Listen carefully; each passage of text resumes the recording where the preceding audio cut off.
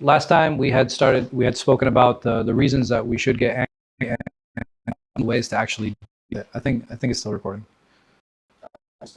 Okay. Today we're going to talk about dealing with anger after it interrupts you. So, sometimes, even though Ghazāli has given strategies, just do a regular recording because I don't know how to do the other one. Last time? Okay. So you're our local specialist. So, last time we had talked about the ways to actually stop ourselves and prevent ourselves from getting angry. What we're going to talk about today is like, okay, well, what happens when you do? Right? We're not always successful in stopping our anger, figuring out ways to channel it, or figuring out ways to direct it. What if I get consumed with this anger? Right? And this anger has really taken a hold over me. And this is what Ghazāli is going to talk about today. This is an introduction. He said all that was mentioned previously was an introduction to the concept of controlling anger and removing those pathways that lead to being overcome with rage. If one is overcome, then he is obligated to be firm. This is so that he does not act on it and do something harmful. This rage can be combated with a combination of knowledge and action. And what he does here is he actually breaks down knowledge in 6 parts. He says, not knowing the virtue of controlling anger, he said, doesn't think that could help an individual when he or she is in that state. He's talking about fearing Allah subhanahu wa ta'ala's punishment, which is something that's really important. Also, fearing revenge or accountability, and he's talking about in this world. Being aware of one's physical state, and we're going to talk about all of these in detail, inshallah. Being aware of the reason for taking revenge. Why is it that I'm taking revenge against this individual or this person? And lastly, putting himself in front of Allah subhanahu wa ta'ala's orders. First one, so knowing the virtue of controlling anger.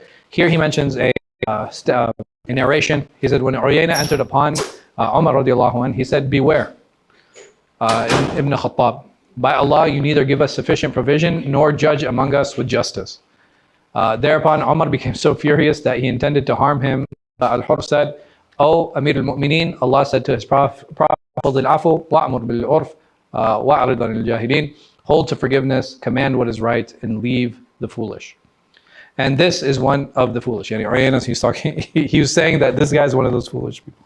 So, please forgive him. By Allah, Umar did not overlook that verse when for him, and he observed the order of Allah's book strictly. That basically this individual came to him, he said something really harsh, and then this other individual was there, and he stopped Umar by reciting this verse to him, telling him to hey, listen, sometimes people say things, just overlook it. Another one, Umar ibn Abdul Aziz, he ordered for the flogging of an individual, then read, وَالْقَاضِمِينَ الْغَيْظِ, those who restrain their anger, and said to his servant, release him. And he was about to hit him, but then he released him. Fearing Allah subhanahu wa ta'ala's punishment. Allah's ability over this individual is greater than mine. Bismillah. And if I take my anger out on possible, Allah subhanahu wa ta'ala takes his anger out on me. And this is something that's dangerous, right?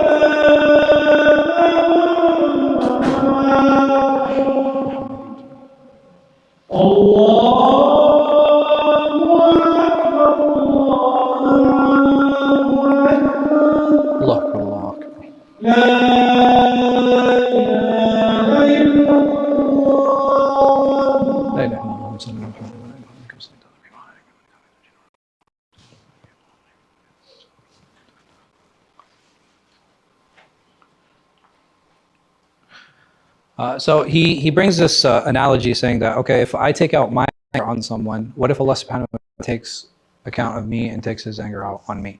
And this is something to help, again, give perspective, to help control the anger during that state. So over here, he says that during the era of Bani Israel, and he shares a statement, every king had a sage who, when the king would anger, would give him a parchment. And this parchment said, have mercy on the miskin, fear death, remember the afterlife, and he would read it until his anger calmed.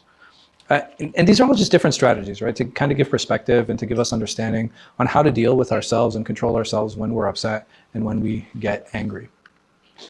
Fearing revenge or accountability. So over here, Ghazāli, he says that remind ourselves of a worldly recompense if someone is unable to visualize one for the next world. So if I have problem visualizing this punishment in the afterlife, at least try to keep in context the punishment that I will receive in this world. Like, so in a modern context, going to jail or, getting sued or, all of these other things. If I can't keep the spiritual repercussions in mind, at least try to keep the worldly repercussions in mind. And he would say that what's happening in this situation is that you're using your desires to overcome your anger. He's saying the only problem with this is like there's no reward, right? So if you actually do this, there's no reward for an individual who does that. The reward is only when we do things for spiritual reasons. So he says that there is a way to even salvage this situation, and for a way for us to turn it to Allah subhanahu wa ta'ala. So he says if one does it so that he may seek knowledge or do good deeds. So basically, if I'm not engaging and I'm not getting angry because I was like, okay, I have better things to do. Right? I can seek knowledge, I can learn more about Allah subhanahu wa ta'ala, I can spend time reading, I can spend time, doing good deeds. If I switch my intention to that, then he's saying that this is a way for him to actually get rewarded because those are pathways to paradise. Being aware of one's physical state. So this one I thought was interesting. He says that basically, when I'm angry, imagine someone else when they're angry. And when I imagine someone else when they're angry, what happens is that this person, if you imagine them, they kind of look like a rabid dog or a predatory cat, right? Because their eyes are bulging and they're just like really angry. So he's saying, okay, if you imagine that this person looks like that, then what? Right? Imagine how I look, right? Or if I hate looking at this person when they're angry, imagine how I look when I'm angry. And it's a way, again, it's just creating that visualization. In the opposite, he said, imagine someone who has hilm. Imagine someone who is forbearing, and when you see them. And the examples he uses, these are beautiful examples, but he says it's like a prophet or a wali or a hakim or a alim or a scholar.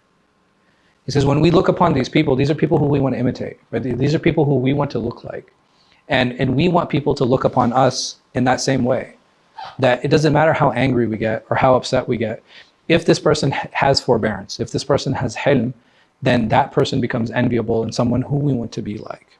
May Allah subhanahu wa ta'ala make us from those who have hilm. Ameen. And obviously this is the goal, right? This is the goal and this is what we should work for. And these are the people who we should always try to imitate, right? We want to imitate the best of people and the best of creation being our Prophet Muhammad sallallahu alayhi wasallam. So being aware of the reason for taking revenge. He says, usually shaitan, he tells us things along the lines of like, you're incapable, you're unable, you're being humiliated, you're being embarrassed, you're being disgraced, you're this situation, or he's putting you down and making you look lowly in front of others. All of this is a relationship between them. They're all related to what? They're all related to the ego, right? These are all ego issues, and these are huge ego problems.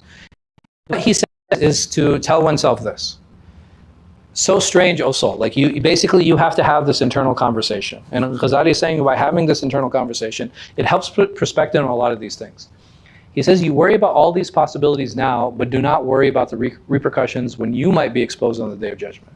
So even though you might be exposed now, you might be embarrassed now, you might be belittled now, imagine on the Day of Judgment how much more problematic this was going to be and how much more embarrassing it's going to be. And not worry about him taking his revenge from you on that day. By me taking Allah subhanahu wa ta'ala's rights, what if he takes, what if he comes after me? What if I'm punished because I took Allah's rights? Or What if I'm punished because I took this person's rights, right? So this person, they're belittling me, they're putting me down, right? They're really hurting me, they're hurting my ego, and I take revenge on them. Like, what if we go in front of Allah subhanahu wa ta'ala and then He takes it from me? What did I do? I only ended up hurting myself. He says, you worry about being embarrassed in front of others, but not in front of your Lord, the angels, and the prophets. It's a completely different group, a completely different standard. And where should our priorities be? What should be the things that we're thinking about and the problems and the issues that we're facing? It really gives us a lot of perspective, right? It really gives us a lot of perspective on how we should compose ourselves when we do get angry. Like I said, these are situations when we're already angry. So having that shift in perspective is something that's really important. Awareness.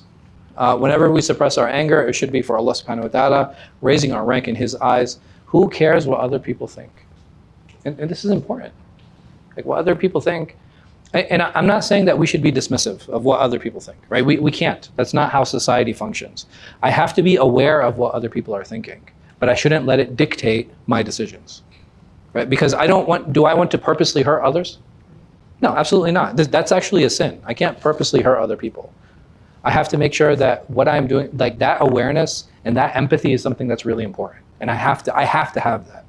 I can't just dress however I want. I can't just look however I want and expect people to treat me in a certain way, right? If I walked around with the police uniform, how are people going to treat me? Like a police officer, right? So I have to make sure that I am being representative of myself. I can't, if I'm dressed like a police officer and people start asking me for things, can I start yelling at them? Like, what do I look like? A police officer? No, I can dress however I want. Why are you assuming? Why are you, you know what I mean? And we do this sometimes. Like, we do this sometimes, that we put off a certain persona or we dress a certain way, and then we get angry when people treat us in that way, right? The energy I put out is the energy I'm going to attract and I'm going to bring in. We have to make sure that we're bringing that balance. So here, any humiliation that we're going to face is going to be worse on the Day of Judgment. So we have to keep these things in mind. Would you not love being with those who are called upon on the Day of Judgment for their good deeds with Allah? He who is forgiving will be the one who is forgiven. And if I'm forgiving in this world, then one of the reasons I'm doing that is because I'm hoping what? That Allah subhanahu wa ta'ala will be forgiving with me. And we should be forgiving in all of our relationships. Not just people who hurt us. And who should I be most forgiving with? Who did the Prophet ﷺ tell me to be the most forgiving with? Huh? Huh? The most rude? No. Your family. The Prophet ﷺ, he says very clearly, خيركم لأهلي. Huh? The Prophet ﷺ.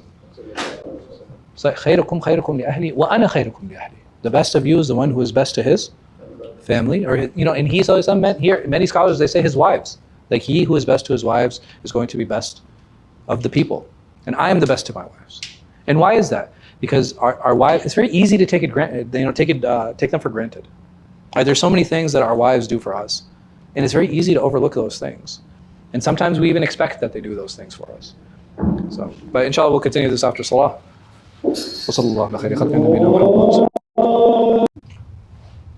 Talk about shifts in perception and kind of getting ourselves out of that mental state. And this is a theme that we'll see through dealing with rage and dealing with anger.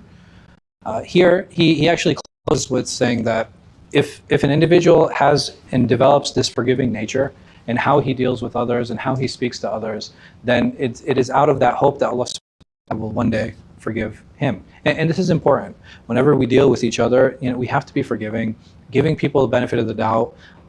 And like we had said, especially giving families the benefit of the doubt.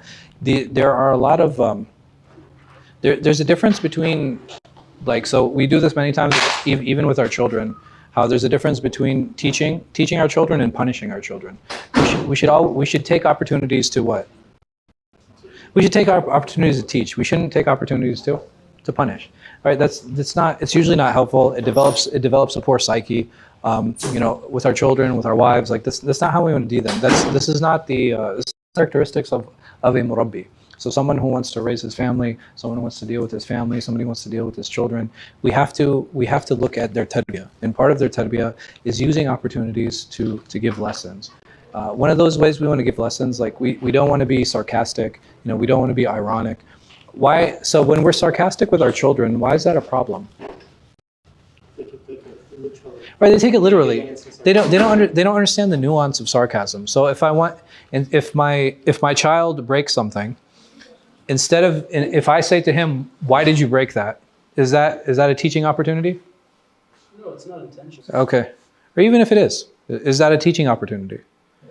Right, it's going to be a teaching opportunity. So what is a way that I can approach it? Like, I will get angry, right? And there's nothing wrong with getting angry, but what can I do about it? What are some steps I can? I don't know. I guess not everybody has children. Huh? Sure. So, like, practically, you're right. My son, he breaks a vase. What do? I'm sorry? Okay. I can definitely talk to him. Why did you do that? In the shock of the moment, do you think he's going to give me a good answer? Probably No. He's going to be like, "Oh, he did it," right? So what are some steps I can take? What else can I do? All right, that's definitely an opportunity. I can engage with them. What else can I do? I'm sorry? No, you guys said, you spoke at the same time. I didn't understand. Yeah. Slap him? Okay. Also definitely an option. Yes. I'm sorry, kick him out of the house, right? These are very good learning opportunities. Okay, I can express disappointment. Like what? Like by kicking him out of the house. Sure. So here. Okay. So I can tell him, right? I can tell him. I said, what you did was what? What you did was wrong. And by doing that, what have I done? I've identified to him and I've taught him that what? This is a problem. What else can I do?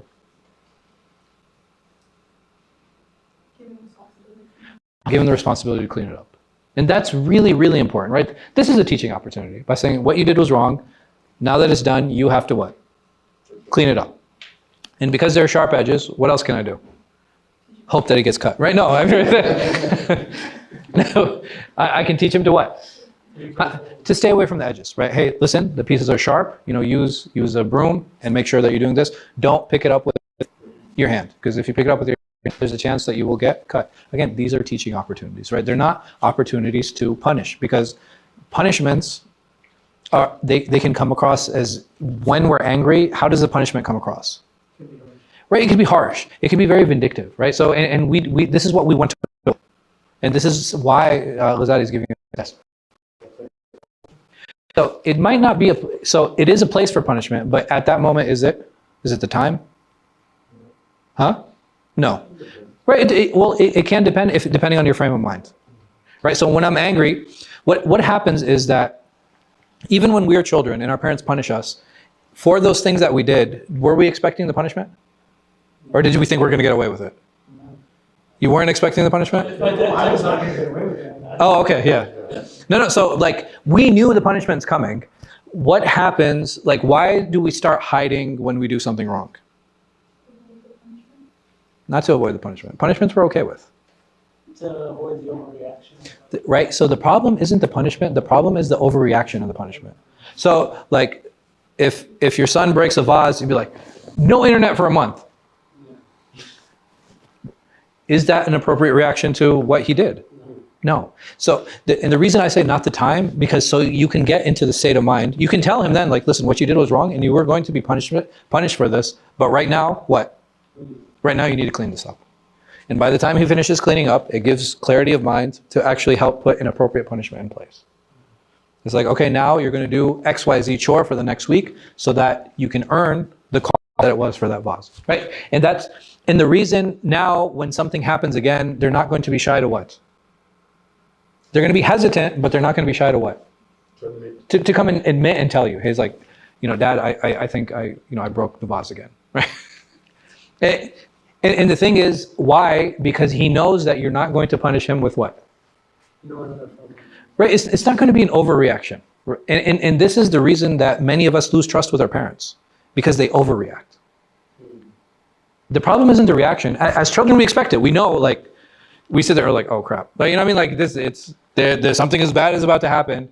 I don't know what it is, but if I feel that the punishment is appropriate, there's less likelihood of me trying to hide it again in the future. And this is what we don't want with our children. We don't want them hiding things from us, because the moment they hide things from us, the trust is broken. And we never want to break trust. And trust is fragile. Like we've talked about this before. Like even trust in any relationship, it's very fragile. It's very, very fragile. It doesn't take much to tip that glass. And the moment we tip that glass, if the trust is lost, usually the relationship is broken. So we have to do the best we can to maintain that trust. If we're in a position where we have to teach others, then we have to use them as teaching opportunities, not opportunities to punish. Because we're punishing usually because we're vindictive, and it's usually because of our egos. It's not because we're looking to put mercy and forgiveness into that relationship or into that situation. May Allah subhanahu wa ta'ala make us forgiving. Ameen. So he said this is an important part of Iman. Like this belief that Allah subhanahu wa ta'ala is forgiving, and if I want His forgiveness, I need to be forgiving. This is how important he makes it. This point is, Ghazāli, he's fully emphasized, saying that this should be part of your Iman. This should be part of your truth, that if you are forgiving, Allah will be forgiving with you. This is how important he feels it is. Because if you have this belief, it'll help avoid that vindictiveness. It'll help avoid that harshness. It'll help avoid that ego. Putting himself in front of Allah's orders. How can I ever say that what I want is more important than what Allah subhanahu wa ta'ala wants? And for this individual, why am I taking my revenge out on this person? Why am I exacting my anger? Is it fair? Does it make sense? And if I am, is what I'm doing more important than what Allah subhanahu wa ta'ala wants for this person? Allah will take care of this. Allah will take care of the situation. Why do I need to step in? Why do I feel the need to put myself in front? I can get the authorities involved if it's something that involves my right, but why am I taking personal steps? Because why am I stepping into this vigilantism?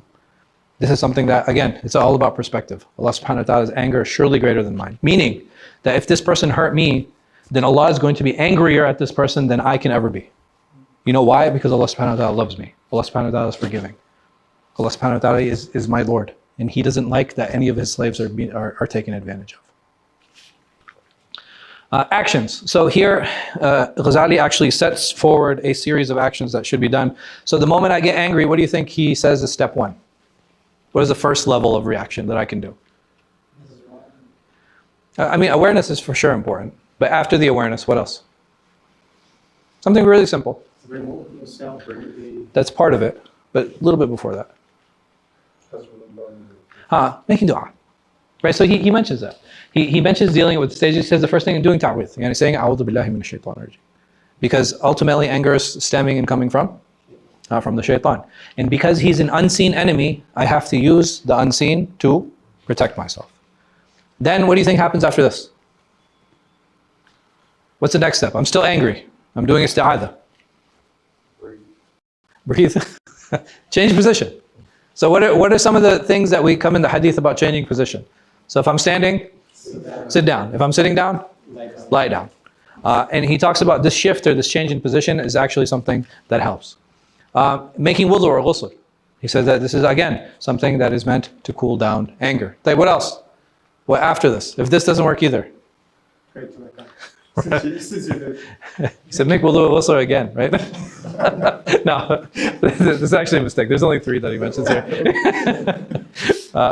But he's saying this is the last step, right? You know, making wudu or making ghusl, it's important. You know, all of these things, mindset, physical position, using water, these are all different tools that he is giving us, and these all come from the sunnah of the Prophet Muhammad sallallahu alaihi wasallam, and how to better ourselves and how to protect ourselves. Some narratives that he mentions say, I seek refuge with Allah from the shaitan, the accursed, A'udhu billahi minash shaitanir rajim. This hadith, Bukhari and Muslim. The hadith about going from standing, sitting to laying down. So he says here that the reason for this is because when an individual lowers themselves, they get closer to the earth. And the earth is a reminder of where we came from. And it's an idea to bring that humility. Also, he said this slows movement, right? So when you're standing, he's saying that that's where the most movement happens. And then sitting, there can still be movement, but it's less. And the least amount of movement happens when we're laying down. And he's saying, as you bring these levels of movements down, the thing that causes the anger is heat. And where does heat come from? He says heat comes from movement. And the less you move, the less heat is actually generated, which is supposed to help calm and bring the anger down. Here is a hadith in Tirmidhi that he shares, is that, behold, anger is an ember in the heart of the son of Adam, as you see it in the redness of his eyes and the bulge of his jugular veins, right? So when somebody's really angry, you can really see it. So whoever senses something from that, let him cling to the ground. And his understanding is actually very interesting. He says, this is almost as if the Prophet ﷺ is telling us to fall into sajda. And by falling into sajda, you're taking the most noble parts of your body and you're putting them on the lowest parts of the earth to remind us of where our state is and what our status is and who we actually are as individuals. The Messenger of Allah ﷺ also said, when one of you becomes angry while standing, he should sit down. If the anger leaves him, well and good. Otherwise, he should lie down. And again, taking these stages of physical change. Making wudu, the Messenger of Allah ﷺ said, anger comes from the devil. The devil was created from fire, and fire is extinguished only with water. So one of you becomes angry, he should perform wudu. Being silent, if you anger, then stay quietly. This hadith is in Musnad Ahmad. Again, Umar angered one day and asked for water and blew it out his nose, saying, anger is from the shaitan, and this removes anger. Another one, perspective. Urwa ibn Muhammad, he said that when I was appointed governor of Yemen, my father said to me, when you anger, look to the skies above you and the earth below you, and remember how great their creator is. Also, at Al-Rabada, I met Abu Dhar, who was wearing a cloak, and his slave too was wearing a similar one. I asked about the reason for it. He replied, I abused a person by calling his mother with bad names. And the Prophet ﷺ said to me, Abu Dhar, did you abuse him by calling his mother with bad names? You still have some characteristics of ignorance. And this is, subhanAllah, this is really interesting. You know there's no word for like racism in Arabic? You know what the equivalent is? Jahl. Ignorance. That's it. Like, so all of these things, like this racism and misogyny, blah, blah, all a prejudice, all of these things would be bundled up into this term, jahl, ignorance. This is how it's described. That any of those things, this tribalism that you have, or this racism that you have, this is actually and essentially jahl. It's actually ignorance. Your slaves are your brothers, and Allah has put them under your command. So whoever has a brother under his command should feed him of what he eats and dress him of what he wears. Do not ask your slaves to do things beyond their capacity, and if you do so, then help them. Again, the status of even slaves. Slaves, these individuals are property, right? They're owned by a person, and even they have rights. Again, with the perspective of Mu'tamar ibn Sulaiman, he said to one of the men of the past, every time his anger would intensify, he would share 3 parchments, which he had written. And he gave each parchment to a man, and he said to the first, when I get angry, give me this parchment. And he said to the second, whenever my anger cools, give me your parchment. And for the third one, he said, when my anger passes completely, give me this parchment. So one day he angered, and the first man gave him the parchment. It said, what is wrong with you that you anger? You are no God, you are a mere human, where you will just consume yourself, meaning your anger will just consume you. And when his anger cooled, the second gave him his parchment, which said, have mercy on those in this world so that the one in the sky can have mercy on you. And the final man then gave him his parchment, which said, take people's account for Allah's rights, for He does not correct them except with them. Meaning that if Allah subhanahu wa ta'ala has sent a had, if He has sent a penalty, then that penalty is to be carried out. Why? Because this individual took Allah subhanahu wa ta'ala's rights. And Allah subhanahu wa ta'ala, do not forgive Allah's punishments. Just because you've cooled down and your anger is gone, it doesn't mean that you should forgive the punishments that is due on this individual. Also, Muhaddi, he angered one day at another. So Shabib said to him, you should not anger more than for Allah subhanahu wa ta'ala's sake. So then he said, let him go. And if you're going to get angry, then only anger for Allah subhanahu wa ta'ala's sake. If not, then leave him. And that's the end of the chapter. The next chapter, inshallah, we'll talk about the virtue of suppressing anger, bi'idhnillah ta'ala. But I will see all of you next week. Inshallah, we'll be starting the hadith from next week. Also, for those of you who are interested in a new fiqh class, we'll be starting a Shafi'i fiqh class with Akhuna al-Fadil, Ustad, Uthman Jilo. That'll be on Mondays at 7:30? At 7, okay. Monday at 7, inshallah, it'll be here, bi'idhnillah. So the class is open to both brothers and sisters. I'll let your friends know. I will try, did we share the flyer in the group or no? No? Okay. I'll try to get a flyer shared in the group, bi'idhnillah ta'ala. But I look forward to seeing all of you on Monday, inshallah. Jazakumullah khair. Wallahu a'lam. Wa sallallahu ala khayri khalqin. Nabiyina Muhammad wa alayhi wa sahbihi wa sallam.